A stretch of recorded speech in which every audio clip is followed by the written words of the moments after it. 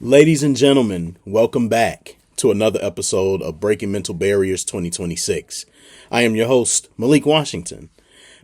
How are you doing this fine day or evening, wherever you all reside? I promise you that little short pause was a literal brain fart because I was about to say something else, and then I'm like, okay, quick, let me shift it.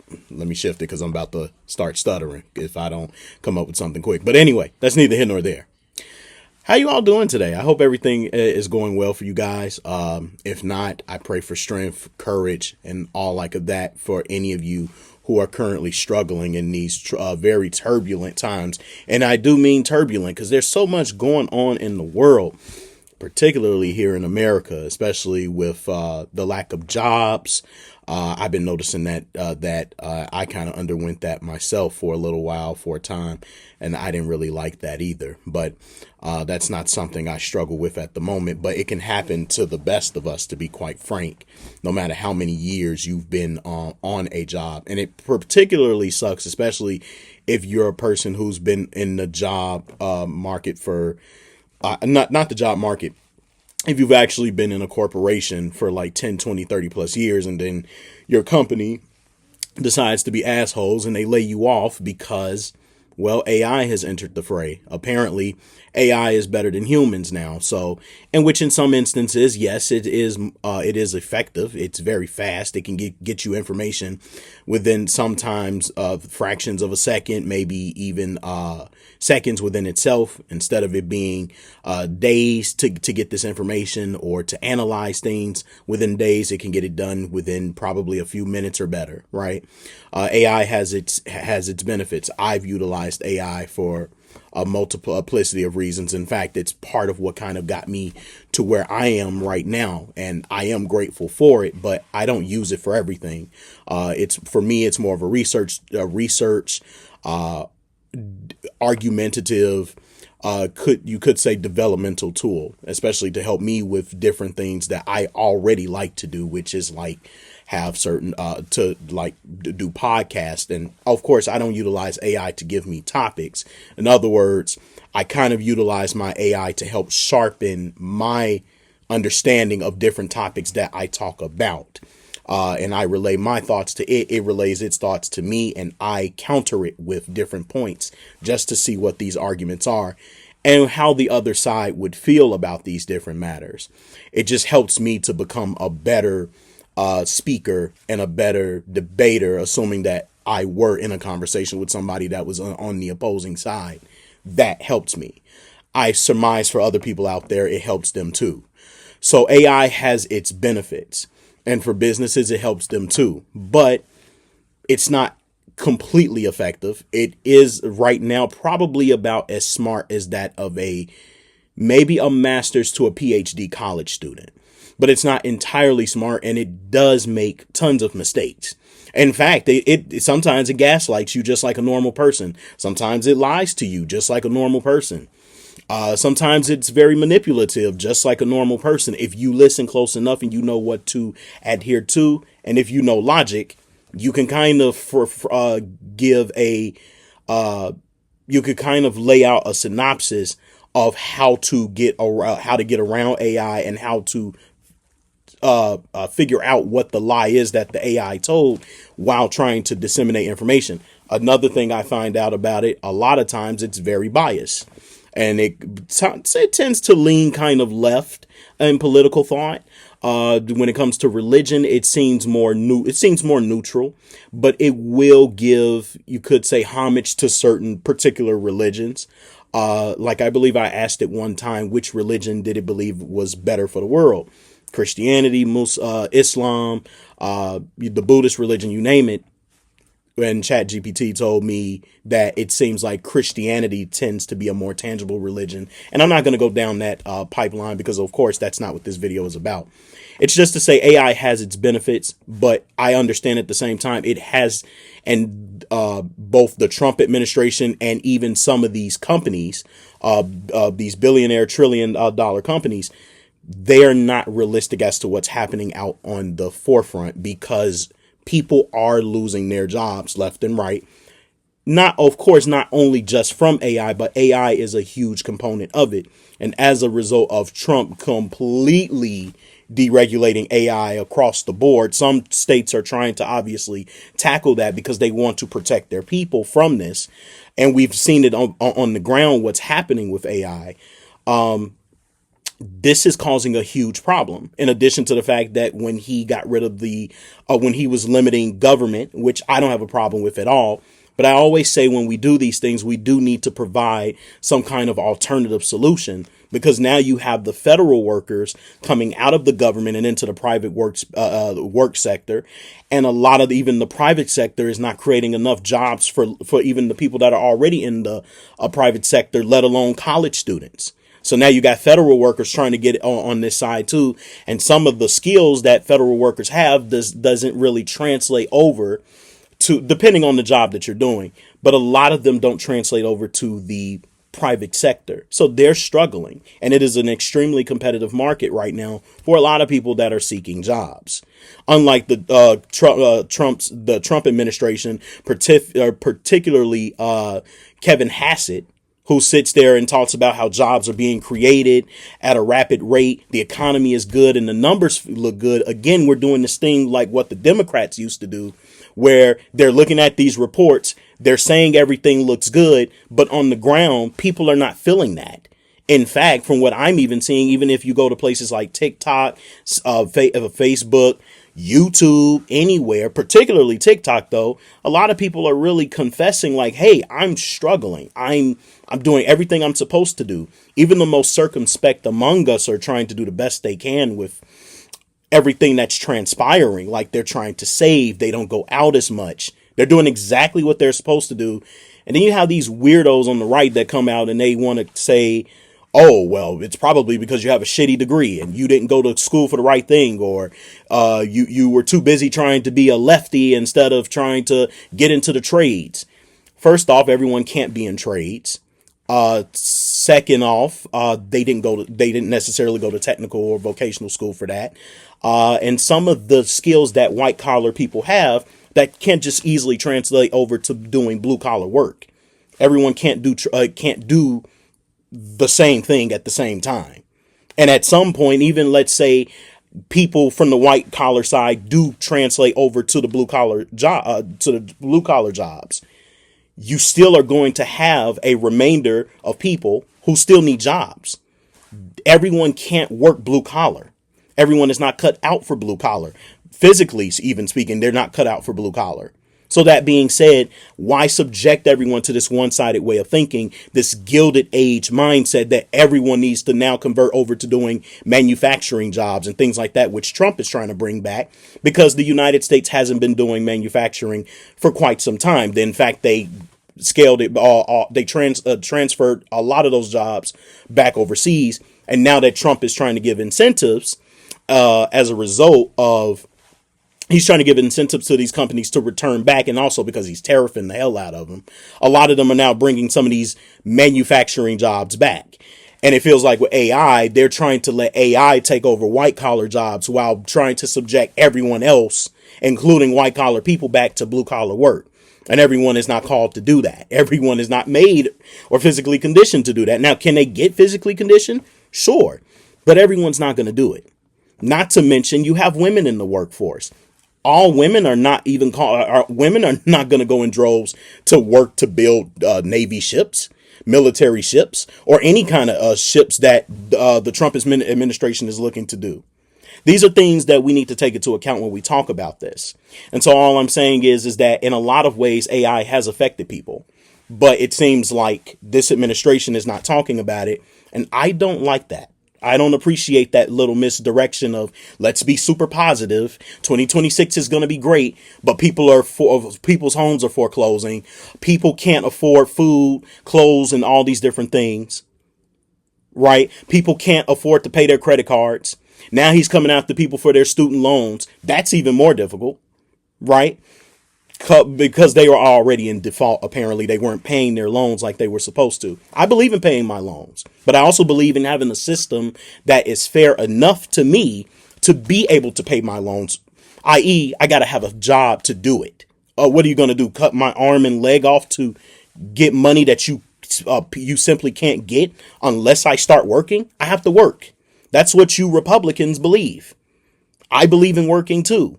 I believe in pulling myself up by the bootstraps, but I gotta have boots to strap on first. They can't be all worn out and struggling and poorly made because the government doesn't want to necessarily take into account of what's currently happening as a result of some of the very harsh decisions that are being made right now. It's only a matter of time for these very people that are complaining on the internet. They start protesting that they can't afford to do anything, let alone that they have jobs to go to. There's people that are literally 3 to 4+ years out of the job market because, even starting back from the Biden administration, this didn't just start with Trump, but going even far back as the Biden administration, this problem has been happening because of the pantheon of decisions that both of these administrations have made that's kind of screwing the American people over. Like with Trump capturing Nicolas Maduro, which seems good on a geopolitical level. But I also believe that right now Americans need a lot of help. And it seems like both sides tend to help everyone else except for helping those here right at home that voted for them.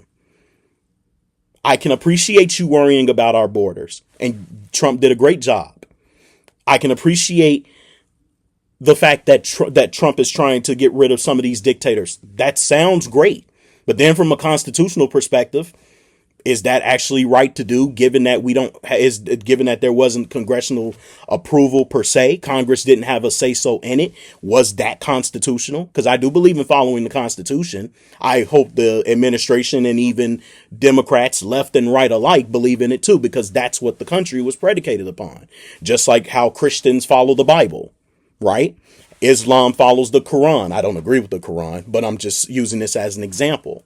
Everyone has some type of covenantal document or parchment they follow that means something to them. And if we are going against the Constitution by capturing Nicolas Maduro, even though no casualties were hurt or anything like that, and that was a hell of a military campaign, I still will say and take umbrage with the Trump administration that if they're going against the Constitution, they might just have to, reverse course. Otherwise, if this is constitutional, the Supreme Court deems it all right, hey, you get no argument from me, because that's just the way our system works. I don't really trust the system that much, but nonetheless, we do live in this country. The country has to be ran. We can't run without a system. And if we don't trust this one, well, then the question remains, well, what alternative would you suggest? That, me personally, I don't know yet, because I know communism and socialism certainly isn't it. It definitely isn't it. And other countries are currently practicing it within this day and age. These are not antiquated governances.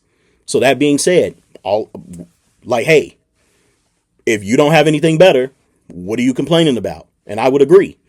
But in the same breath, that does not negate the fact our system is flawed. And none of us can deny that. No matter how much you love America, no matter how patriotic you are, it affects you, it affects me, it affects all. So that being said, I have a right to criticize, and I am an inborn American. So that being said, I should be able to criticize my country and its ways and its rules and some of its contradictions. Yeah, I absolutely have something to say. And with this whole thing with the jobs, I don't think the Trump administration is doing a great job. But that's my monologue in regards to that. But that isn't the heart of this video, strangely enough. And you're probably like, damn, that was it? That wasn't it? I'm sorry. Yeah, that wasn't it? No, it's not it. Oh, no, it's not it. Ladies and gentlemen, it's one of my most favorite topics because we get to go into the spiritual today. We get to talk about character, and we get to talk about leadership through the eyes of the scriptures, through the eyes of Yahweh, the inspired God of the scriptures that man wrote about and alleged and claimed to have witnessed many miraculous and interesting and sometimes even terrible things. But today we're going to talk about Pastor Jamal Bryant. Not my favorite guy. And you all know probably from a few videos back when before the election, everybody was going haywire about the debates between Kamala Harris and Donald J. Trump. And by the way, the title of this video is The Problem with Jamal Bryant, right? So not too long ago, last year, we were all kind of nervous because we were at the edge of our seats about who the actual president was going to be. Joe Biden had did so much damage to the country, in my humble opinion, through so many different policies that were so progressive and so radical that it wasn't really helping the country per se. And the administration for those past 4 years, they were gaslighting, they were lying, they were making shit up, they were trying to get Trump on every little thing that they could. Everything the Republicans did, the Democrats did everything right, but the Republicans all do everything wrong. And when people act like that one side does everything wrong, but you do everything right, you got to question this side. There's no way that every decision they make is 100% correct, because we are human beings. Not every decision we make, let's keep it a beam, in politics and religion and anything. Not every decision we make as human beings is 100% effective for all in a positive direction. It never happens that way. But let the Democrats tell it, fucking delusional. Every fucking thing every decision they make, everything was right. But everything that people who were either independent or they were right wing, they were wrong. And I'm not saying that the right wing is right about everything, because they're definitely not. And with the way that they've been acting as of late, the arrogance, the pompousness, the hubris, because Trump won. And we're seeing the way the Trump administration has been focused more on geopolitical matters instead of what's happening within. And y'all are sitting here talking shit to some of your people who also voted for Trump, but they're noticing like some of the decisions he's made has negatively affected them. And y'all are telling them to quit whining about it and going back to those old Republican tropes about stop whining, stop bitching, stop crying and all this shit. And y'all know what happened the last election? Let's stop acting like y'all can't go back to not having power. And I don't agree with the Democrats. I still will not vote for the Democrats, because currently the way that they're acting, for me as an independent, that's not smart. That's not smart. And it doesn't make me want to lean to their side, because the Republicans are not doing so good right now. But it doesn't mean that the Democrats propose anything better, because to me, it goes back to what we said during the State of the Union address. Y'all keep bitching, complaining, and moaning, but you're not coming up with any solutions that helps with some of the most complex problems we have in the United States. And just throwing money and taxing people to high heaven like they do here in Chicago, Illinois, is definitely not going to help the situation. It certainly isn't. But we all remember that time.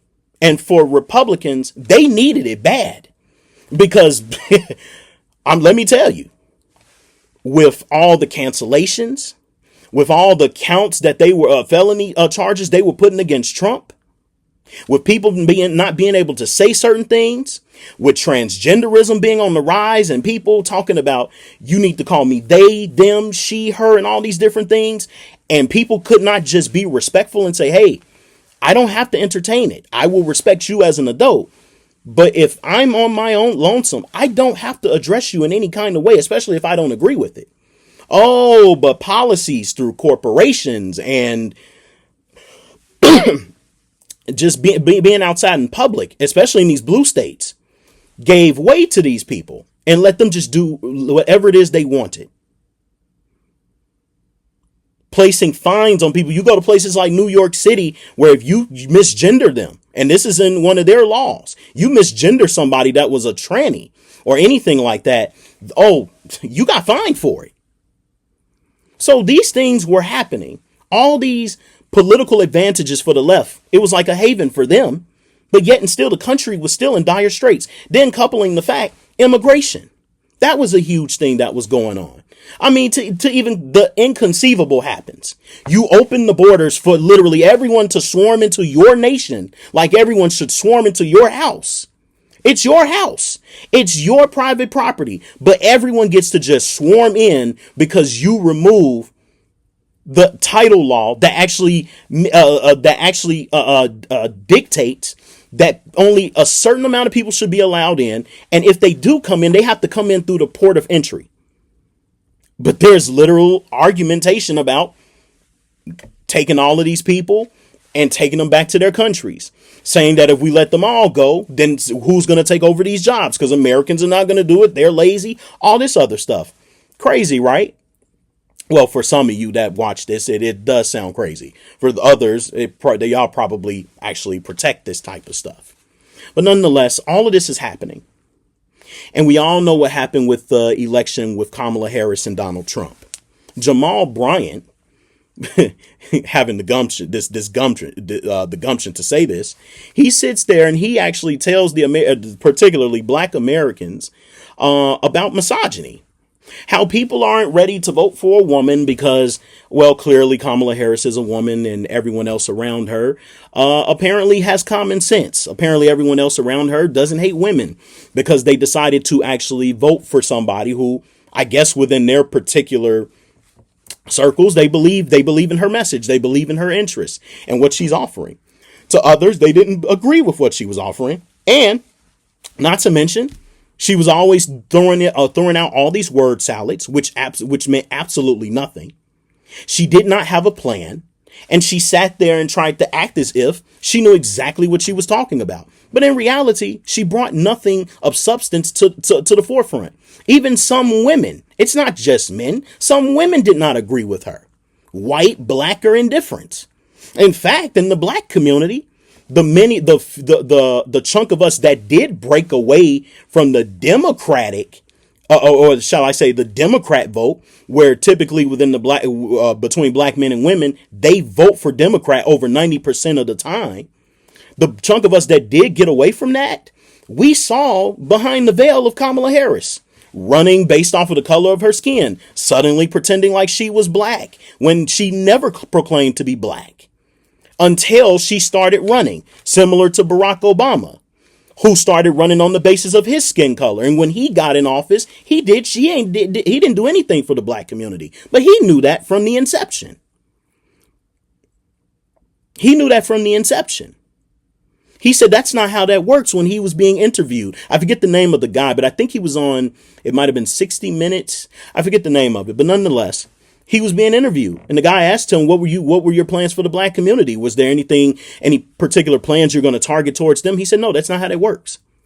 Oh, but it worked when you ran for the election, didn't it? It ran when you were trying to get the Black vote, right? And for Kamala Harris, you were Indian the entire time. And when it benefited you, and that man said that you were the first Indian representative, you never said, no. I am a mix between both Black and Indian. You never said that. You never even said you were a Black woman. But suddenly you come out during the election, you're a Black woman, and Black people, suddenly the delusion just caves in. Everybody just completely forgets that Kamala Harris is an Indian, was actually projecting to be an Indian woman. You got all this stuff happening. And this man had the gall. Now we're talking about Jamal Bryant. This man had the actual gall to sit up here and say that we did not choose Kamala because she was a woman. So screw the fact that she was incompetent. Screw the fact that she didn't have any plans. Screw the fact that she was making circular talking points and the anchors were trying to give her a home run. Even Sunny Hostin even asked her directly from The View. And I don't agree with Sunny Hostin, but it was a very good question. She asked her deliberately, is there anything different that you would do in contrast to Joe Biden? She said no. That ruined her more than anything. And why that ruined her more than anything? Because if you can't do anything any different than Joe Biden, then why are you running against him? Why are you trying to take his seat? Why do you want the American people to vote for you? These are questions one would ask instead of immediately hopscotching over to the extreme thought that a lot of people on that side seem to do, is that you're a misogynist or that you don't like women because literally you're not seeing anything that was beneficial with her running in the first place. And when she first tried to run for presidency, the presidency under before Donald Trump became the president the first time around, she lost that. Hardly anybody voted for her. She was down there next to last for the Democrat primary. So why was it so different now when we get to this 2020? What is it? It's 2026 now. When we get to the 2020, I want to say, what was 2024 election? When we get to that, nonetheless, all of a sudden, everybody is for Kamala Harris. Money is being sent to her. Donors like her. All these different things. They didn't like her initially, but suddenly they like her now. That's interesting. She didn't have anything to offer from the first time. Now she has everything to gain in the world, and she's the smartest woman in the world out of everybody. Everything, for the most part, was political. She was a person of color, and it would have been great optics to see that an Indian / a so-called black woman, which she wasn't black in the first place because she's Jamaican. When Jamaican is a country, anybody can be Jamaican, white, Chinese, Hispanic, you name it. But nonetheless, she's going around repping that she's black presenting. All of a sudden, oh, she must be great. That's good. She must be great. She must be awesome. Must be fucking amazing. And that was insane to me. And when this brother came out and tried to come after men, when Barack Obama tried to come after men, everybody had something to say about men. Oh, men just don't care about women. Men don't care about women's issues. Well, first off, we're not women. We're men. We do care about women, but we care about women within the guise of what helps to make this country better and what helps to make it better for everybody, not just exclusively women. Sorry that we believe in helping both men and women. Sorry that we have our own particular values and interests and we don't put women at the top of the pedestal. Sorry that we're not doing that. Sorry we're not kissing and worshiping women's asses because we genuinely want to see this country thrive with women being included in that. But if that bothers you, you can go kick rocks and kiss someone else's ass, because men who believe in themselves and believe in their own missions and objectives, you name it, they're going to do whatever is necessary to keep the country running. We're not voting based off of emotions. We're not voting based off of what's in between someone's legs. We're not voting based off of someone's gender. We're voting based off of what the hell someone can do to get us out of some of these horrible situations that we're in.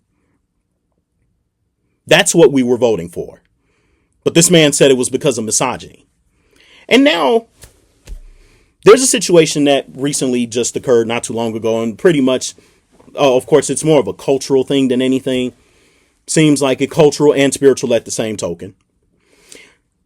Jamal Bryant comes out again, and of course, he's always bringing out these strange statements. Now, there's something that drums up about his wife. So apparently, to give you a kind of a background of what's happening, he goes to a UNCF, and anybody that doesn't know what that is, United Negro College Fund, right? Long story short. And he's raising money for them, right? Millions of dollars, apparently.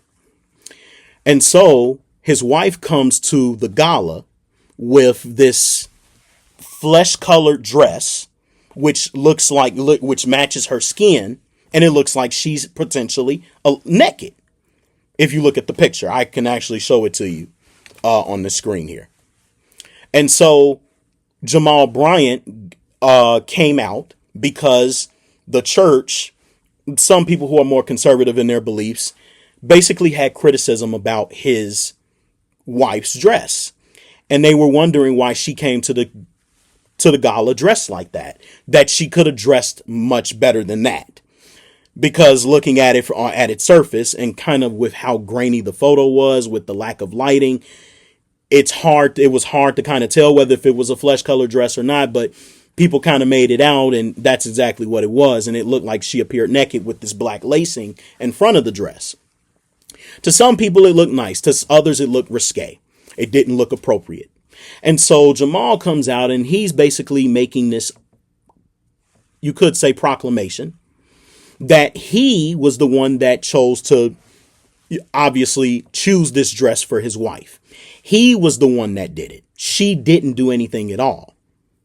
But what he tried to do, he tried to reflect blame onto the people and say that the people were judgmental of her, very harshly judgmental of her. But they weren't appreciative of the fact that he raised millions of dollars for the United Negro College Fund, as if that helps anybody with anything in accordance or in relation to their personal lives. But he's helped this specific nuanced group of people within the black community with them being able to go to college, probably more than likely to HBCUs. And so he felt more of the spotlight should have been put on that instead of being put on his wife. And saying, and basically feeling like her wearing that dress wasn't harming anyone and that she should be able to wear whatever it is that she wanted to wear because he approved of it. And so long as he approved of it, no one should have anything to say. And of course, some people, well, if the pastor says that everything is cool, I have nothing to say. Because for some people, the mentality in the church is touch not my anointed, which is the strangest concept ever. Because you take something and you completely reverse its meaning to mean something completely dichotomous from what the Bible actually intended that phrasing to mean. Right? Here's my problem, and here is the general problem with people like Jamal Bryant and Jamal Bryant himself. I understand that, to my understanding, there are some people outside of church, outside of religion, they have these notions. In the secular world, the pastor's wife, there was nothing wrong. What did she do wrong? She's an adult. She's a grown woman. She can do whatever it is she wants to do. Personally, I would expect y'all to say that because we live in a very morally relativistic world right now. No theocracy runs us. No king runs us in America. Nothing of the sort. Nobody is this conduit for the Most High, this theophany or instrument that's being used in order to forward some type of spiritual grounding, spiritual discipline, or spiritual message. We don't have a prophet that's directly being communicated from the Most High to their ears, and then it's being conveyed to you all through him that this is what Yahweh said to America, to Africa, to Europe, to Asia, to whoever. So everyone is running around and they have their beliefs as they have for thousands of years, right? Prior and currently, when the before and during when the Bible was created, people did what they wanted to do. Didn't matter. By default, humans do it anyway, whether we believe in something or not. We always do everything by our own volition. We come up with things by our own volition. If we don't have God, we have our parents. And if we don't have our parents, we have ourselves. So ultimately, everyone is going to have their own perspective of what they believe about this. This is no different. When you say she's grown, she's an adult, she can do whatever she wants. Why are you trying to control her? All these different things. Here's the problem. Like in anything, this particular situation is a covenantal matter. And what do I mean by this? A lot of you who are not religious, a lot of you, or shall I say, a lot of you who are not so spiritual, you don't care about the concept of gods, the concept of morality when it pertains to following through with a code or tenet that you believe in. A lot of you don't seem to understand that when you live by something, that's what you should die by.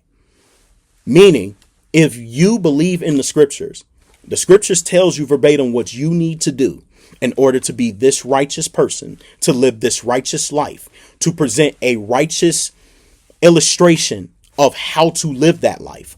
That is the life that you must commit to and what you must live by. The scripture says, let every man's spirit be tested. And in a lot of ways with Jamal Bryant, he comes across as more of an influencer than anything. And perhaps one of those prosperity pastors in part two. And a modern age, new age pastor who kind of teaches things from the perspective of the modern age, not necessarily from what scripture dictates, with some elements of old school. And by the elements of old school, meaning having this mentality where if someone in the church is doing something wrong, they should not, if they're spiritual or if they're particularly a deacon or a pastor, they can't be corrected. they can't be rectified. They can't be reproached. Hence, when I said, touch not mine anointed, because some people in the church believe you can't correct the pastor. You can't correct when someone goes wrong. Now, in the case of him, he comes out and he protects his wife as he should. That's his wife. And he must have approved of it in some respect because she came out looking however she wanted to look. Now, there could be the other also could be true. Maybe she just came out. She chose that dress. She wore it. He really didn't have much to say about it. So his silence was his complicitness to say, I agree with this. I don't have a problem with it. Because if you're not saying anything about it, then more than likely you approve of it. Because you would criticize it if you didn't, right? I could be wrong, though. But nonetheless, he has a problem. Some of you have a problem with the fact of the first lady wearing possibly provocative clothing. Some of you approve of it. And some of you feel when it comes to the concept of modesty, modesty should be applied to your characteristics, not solely on your clothing. And I would agree with you on that. But here's the problem with this, though. The scriptures does recommend not even recommend. It tells women, particularly those who attend church and things like that, they should not adorn themselves and accessories and miscellaneous things that makes them look to be self-aggrandizing, look to be distracting. When Yeshua was on the earth and when he was preaching to the people, how did the Bible describe Yeshua? When he traveled, what did he travel on? He traveled on an ass, aka a mule. His clothing, what did he wear? He wore tunics. A lot of times you see these modern day pictures of Jesus wearing togas like a Greek. Jesus was wearing a tunic. He was a working class man. He worked as a carpenter. This man's life, and it even says in scripture, he wasn't the most comely looking man in the Old Testament. He was prophesied to come, and he would not be a comely man. Comely meaning he would be handsome. He would be appealing. He was not appealing. Why is all of this the case? Not because the Most High couldn't make him that way. It was simple. He's here to tell the truth. He's here to bring about a message. He's here to relieve Israel of its yoke of burdens that they've been placing upon themselves under the guise of this oral law that the Pharisees had been adding to Torah. So he came to do that. He didn't come to distract the people. He didn't come to titillate your senses. He didn't come to kiss your ass. He didn't come to unify everyone. He came to what? To bring about a sword that would bring about change, and it would turn mothers against daughters, fathers against sons, and all those different things. And with that being said, that's what created this mentality that we currently have today, where some people, very few people, are going to speak the truth about what's really happening in the world. Where we're actually going to see about a spiritual change that comes from some, and others, they're going to be caught in a delusion. And that's happening as we speak to this very day. A lot of people are walking around thinking they can just do what they want in this walk because they have grace. Grace doesn't work that way. And that's an entirely other video I can go into, and I've discussed it multiple times. But the bottom line is, when you're in leadership like this, and my dogs are barking, excuse me. But when you're in spiritual leadership like this, you are supposed to uphold a standard. If you have to sit to hopscotch between the world and hopscotch with the Most High, maybe you shouldn't be worshiping the Most High. If your wife seems to matter to you more than your husband, if your wife seems to matter to you more than the Most High himself, then perhaps you need to take into consideration that maybe the walk that you're in isn't the walk for you. And Jamal Bryant needs to take that into consideration as well. Sir, you are a spiritual so-called you're a pastor. I don't know if you're spiritual. You seem more religious to me. But here's what I say. Don't play with the scriptures. Play with yourself if you want to. Play with your congregation and lie to them if they want to indulge in the madness. But the truth of the matter is, he that is spiritual judges all things. And from what we see, you seem to be very conflicted between choosing the creator over choosing what matters most to your wife. And if your wife had enough sense herself, if she had enough spiritual awareness. Maybe she does, maybe she doesn't, I don't know. But she just goes by your leadership. But assuming that you're leading her astray by approving her to do things that are not biblically sound. Sorry to say it, but your wife should dress modestly. You felt like it was modest. And here's my thing. You come before the Creator, and a lot of you all believe in this concept of the Lord knows my heart. Well, if your brethren can't correct you, God forbid if the Most High does. God forbid if that time comes, because when he comes, that's it for everybody. This is not a second coming of let's try to unify once more with Jesus Christ.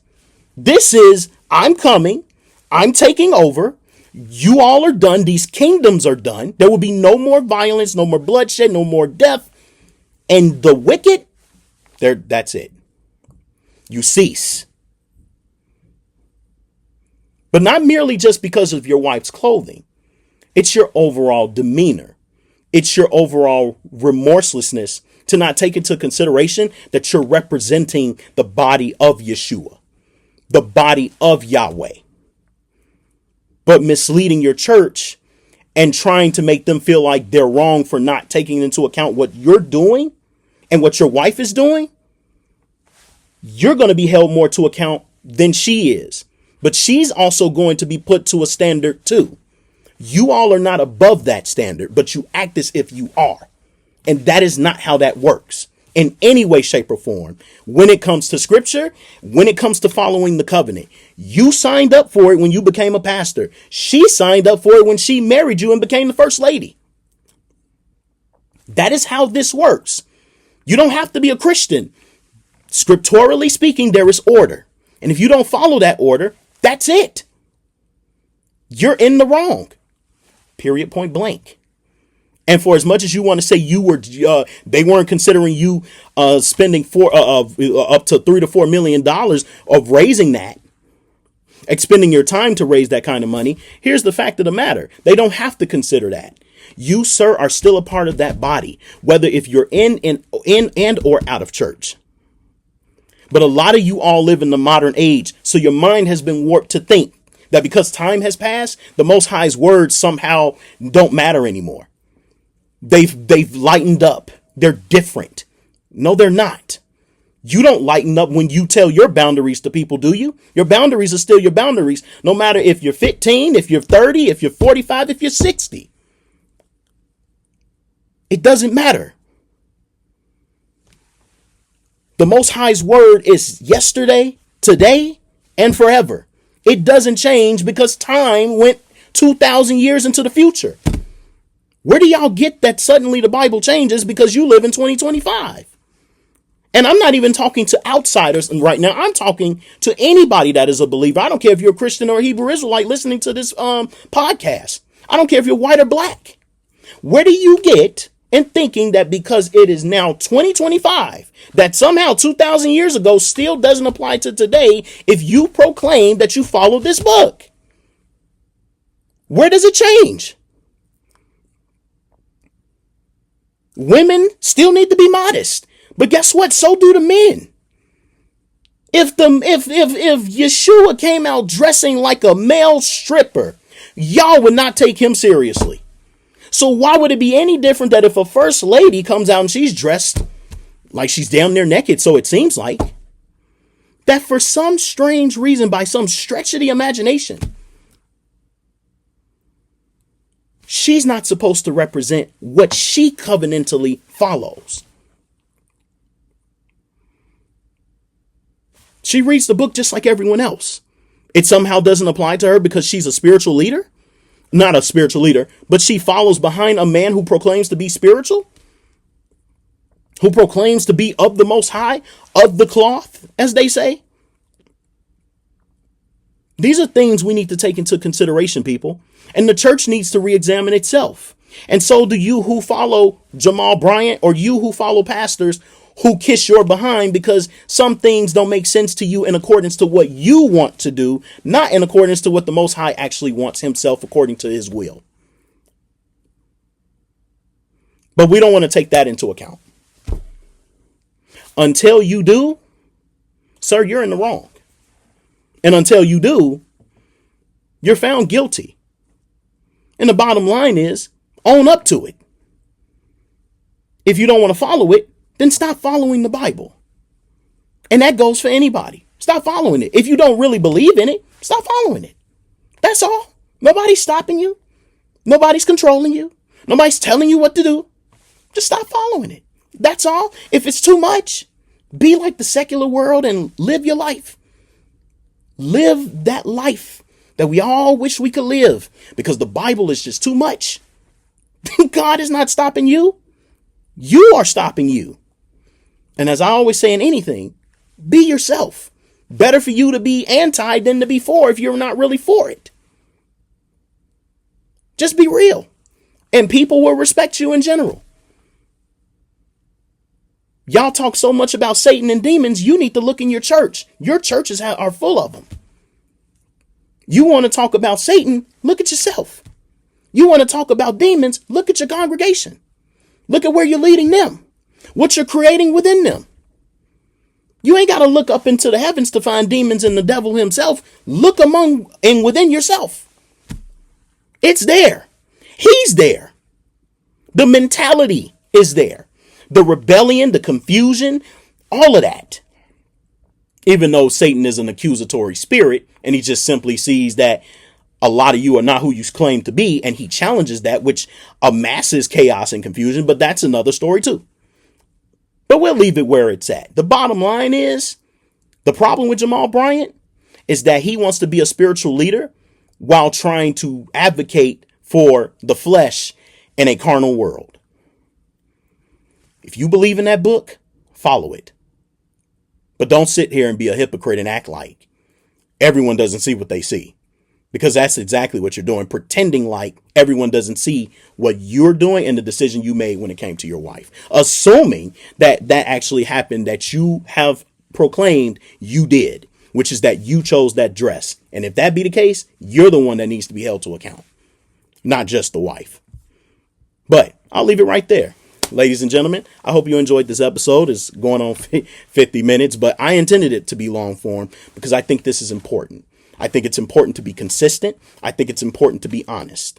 And for the secular people, this is common sense.